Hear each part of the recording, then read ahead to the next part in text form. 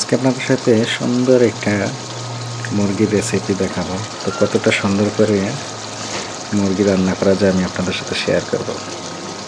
যদিও আমি নতুন রাঁধুনি, কিন্তু সুন্দর করে রান্না করার চেষ্টা করব, আর আপনারা দেখে বলবেন কেমন হয়েছে। সাথে আলু দিব, কারণ আলুটা আমি আগে কেটে রেখেছিলাম, কেটে এবং ধুয়ে রেখেছি। যদি পরে দেরি হয়ে যায়, যার জন্য আগে করে রেডি করে রেখেছি। তো দেখতে পাচ্ছেন আমি সুন্দর করে কষিয়ে নিয়েছিলাম, তারপর আলুগুলা দিয়ে দিয়েছি। কিছুক্ষণ ডেকে রাখবো,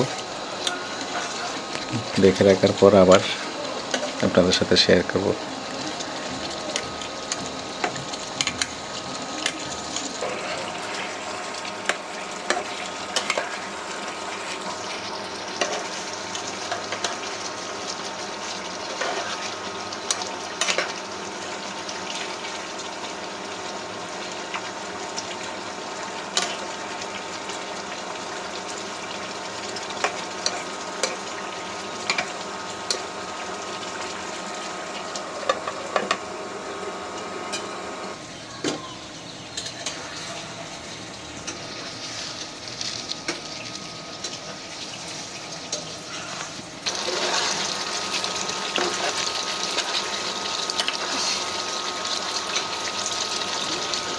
দেখতে পাচ্ছেন কতটা সুন্দর হয়ে গেছে রান্নাটা।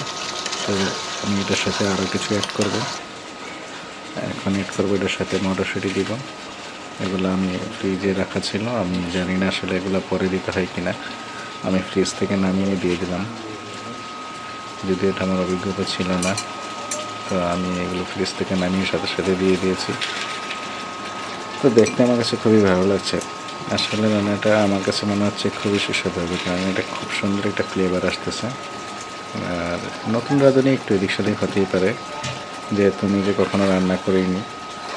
বলতে পারেন কোথায় থেকে শিখলাম। আসলে আমি এক জায়গা থেকে দেখে দেখে রান্নাটা করছি। জানি না কেমন হচ্ছে, তবে আশা করি ভালো হচ্ছে, কারণ দেখতে সুস্বাদু হচ্ছে মানে খেতে সুস্বাদু হবে ইনশাল্লাহ।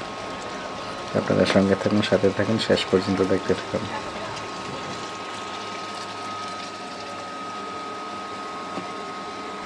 আমি একটু গরম পানি বসিয়ে রেখেছিলাম এটাতে জল দেবো বলে। তো আমার পানিটা অলরেডি গরম হয়ে গেছে, এখন জলটা দিয়ে দেবো।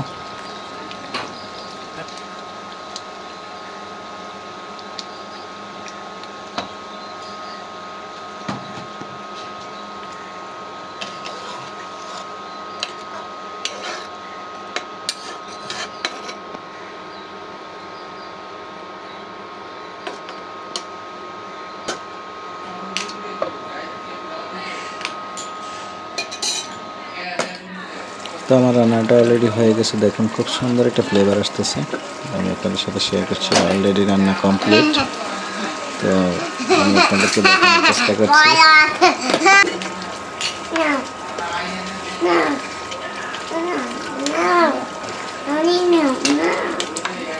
দেখতে পাচ্ছেন খুব মজাদার একটা টেস্টি খাবার হয়ে গেছে। খুবই সুন্দর হয়েছে রান্নাটা, আর খুবই সুস্বাদু হবে বলে মনে হচ্ছে, কারণ দেখেই মনে হচ্ছে যে খুব সুস্বাদু হবে।